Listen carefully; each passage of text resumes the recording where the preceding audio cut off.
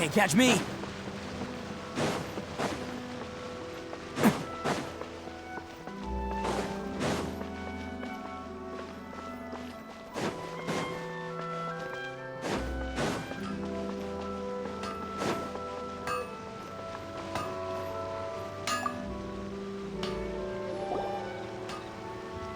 Ah, if it isn't Kaedehara Kazuha.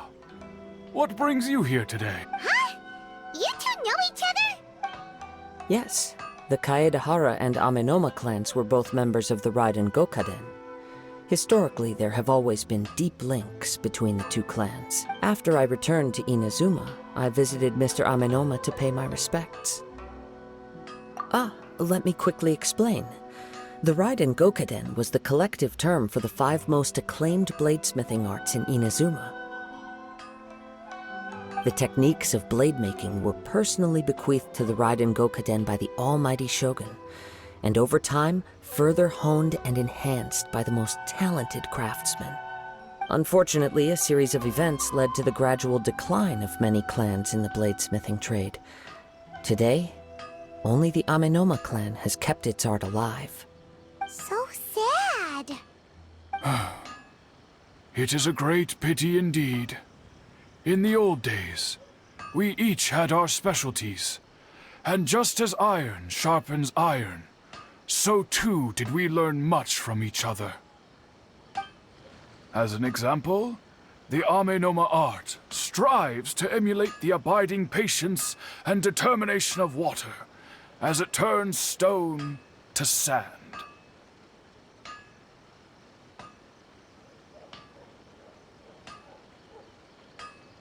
There is nothing mystical to our work. There is only practice, day in and day out, until both body and mind have memorized the craft, turning each motion of every technique into an intrinsic part of the bladesmith's life. As for the art of the Kaedehara clan, I believe it's called the Ishin art. That's right. Ishin art strives for complete harmony between blade and mind from the moment that forging begins. For only a blade thus forged can capture and convey its maker's thoughts and feelings, and eventually become an extension of its wielder's will. Indeed. Most samurai choose their blades, but an Ishin blade chooses its owner. You are, without a doubt, the most worthy wielder of an Ishin blade. It gladdens my heart to see that although the Kaedehara clan has fallen on hard times, its ideals and virtues are alive and well. You overestimate me. My actions are guided by my own personal sentiments, not by any noble aspirations on behalf of my clan. But let's get back on topic. The purpose of our visit today is to gather some information on your missing nephew. We hope to assist with the investigation. It may turn out that this case is connected to another we are pursuing. Ah, yes. My nephew. I reported the case to the Tenryo Commission, but I haven't heard anything back so far. He didn't say a word before he left, which is very unlike him. I'm still completely at a loss on what to make of it, but I've done what I can so far. Worrying is futile. All I can do now is wait for the news from the Tenryo Commission. We heard that there was a collector involved in the disappearance too. Know anything about that? Yes.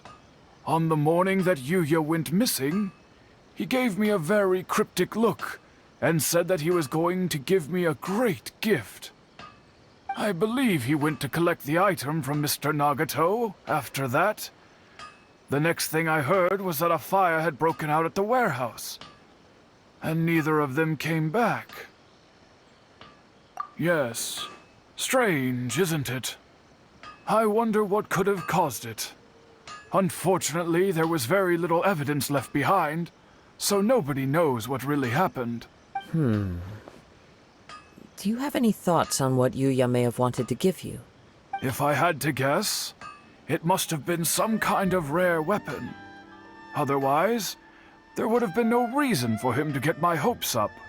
He's never been particularly interested in blade forging, but has always had a fondness for blade testing, and can sense even the most minute differences in blade quality. He is extraordinarily talented in martial arts, particularly when it comes to the art of the sword. Truth be told, we have some information that you may find to be objectionable.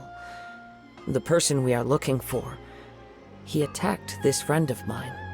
Based on the evidence we have gathered so far, only Yuya seems to match the suspect's profile. What? No. Absolutely impossible. Yuya is not that kind of person. He is humble and kind. Even his training is done with the goal of calming his mind. He has never gotten into a fight before. Is that so? Yes. If there's one thing I can say for certain, it's that Yuya would never draw his blade without a very good reason.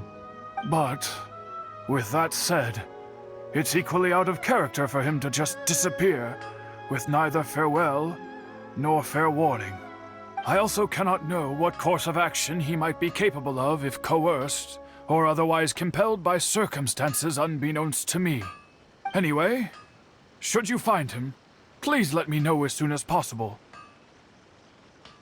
Don't worry, you have our word. From the sound of that, Paimon doesn't think Yuya was the one who attacked us as well. Yes. It sounds as if something happened when the two men met each other. Let's pay a visit to the Nagato household.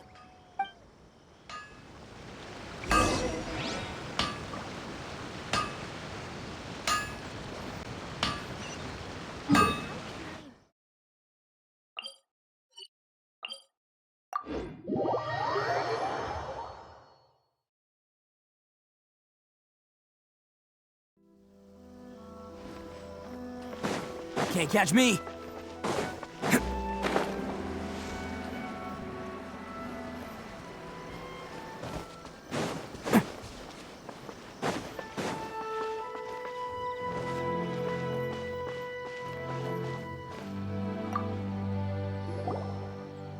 I'm very sorry, but we cannot afford to pay what we owe right now.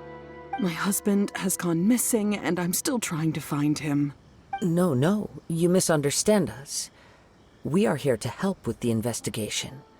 We'd like to ask you some questions about Mr. Nagato's disappearance, if we may. Ah, I see. I thought the debt collectors had come to visit again. I'm sorry you have to see me in this dreadful state. Has some new information come out? Do you know where he's gone? I'm afraid we don't have any new information at the moment. We're still trying to find out as much as we can to inform our search. With this in mind, can we perhaps ask some questions about your family's current situation? For example, Paimon's struggling to understand why a collector would be strapped for Mora. That's a long story. Ever since I've known him, he's been an avid collector of all sorts of things. He'd always get so animated when he was showing them to me.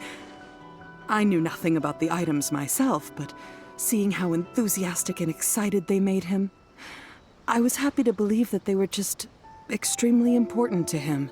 Everything was fine when we first got married, but as time went by, things changed for the worse. Uh-oh, what happened? He lost his sense of restraint. He started buying more and more things, and even resorted to borrowing money just so he could pay for them. Our expenses really spiraled out of control when he started getting interested in weapons. It was awful. There were days when he'd spend hours down at the warehouse, admiring his weapons even as debt collectors were descending upon our house. He wouldn't sell them, wouldn't even touch them. Just sat there staring at them like he was in a trance. I'm happy he has a hobby, and I'm willing to support him. But making ends meet has to come first. I've tried talking to him about it so many times, but he never listens. On the last day that I saw him, I gave him an ultimatum. I said, if he refused to sell his collectibles and pay off his debts, I would divorce him and take the children with me. Whoa! And that led to an argument. Actually, it didn't. Generally, he's a quiet man who likes to go with the flow. On most things, he leaves the decision-making to me. You must understand, I never would have dreamed of threatening him with divorce if the debts hadn't pushed our family to the brink. After I said those words, he froze and was silent for a long time. When he finally spoke, he awkwardly mumbled that he would pick out a few items to sell. His voice was so meek and pitiful that I felt an urge to take everything back. But then what? If I didn't draw the line, what would happen to our family? Had I not indulged his bad habits, we wouldn't have found ourselves in such a predicament. And I also don't know if he had actually come to his senses, or if he was simply angry with me. The next thing I heard was that our warehouse had caught fire, and both he and the buyer had gone missing. I see. I understand. Ame no Mayuya came to purchase a weapon from Mr. Nagato. During the sale, a fire broke out at the warehouse, and both men disappeared. At first, I assumed they must have gotten into an argument over the price. But my husband has never been one to negotiate.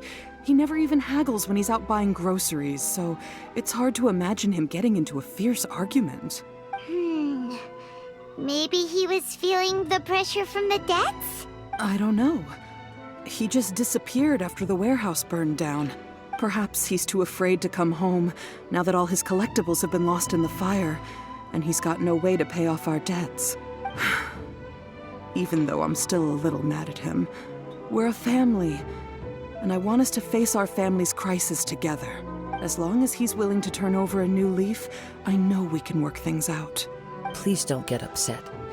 There could be more to this situation than meets the eye.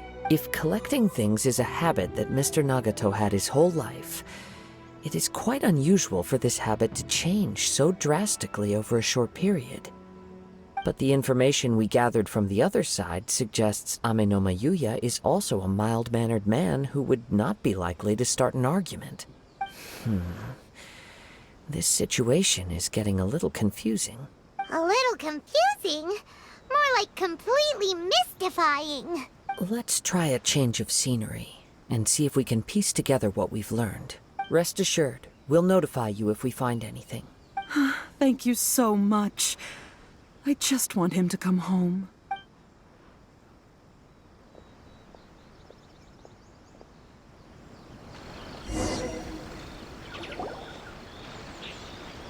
Based on the information we've gathered so far, I can only surmise that the sales meeting between the two men was somehow the catalyst for their disappearance. The fire at the warehouse likely played a part in how the situation unfolded, though its exact role is a mystery. Do you have any thoughts? Well, Paimon was thinking that maybe someone accidentally knocked over an oil lamp and, nope, never mind. Paimon's brain needs to rest for a while. Over to you. An interesting explanation. I was also considering this possibility. Ame no Mayuya is an expert on swords. He could have noticed some problematic details about Mr. Nagato's collectibles. Maybe he recognized a blade as a fake, or a well-known stolen item. Either way, after arguing about it, the two men agreed to hide the truth of this matter. They thought a fire would destroy everything. But then the Tenryou Commission began investigating and uncovered some incriminating details, so they fled to protect their secrets. But it's a far-fetched theory. I can't imagine how they would have been able to reach an agreement.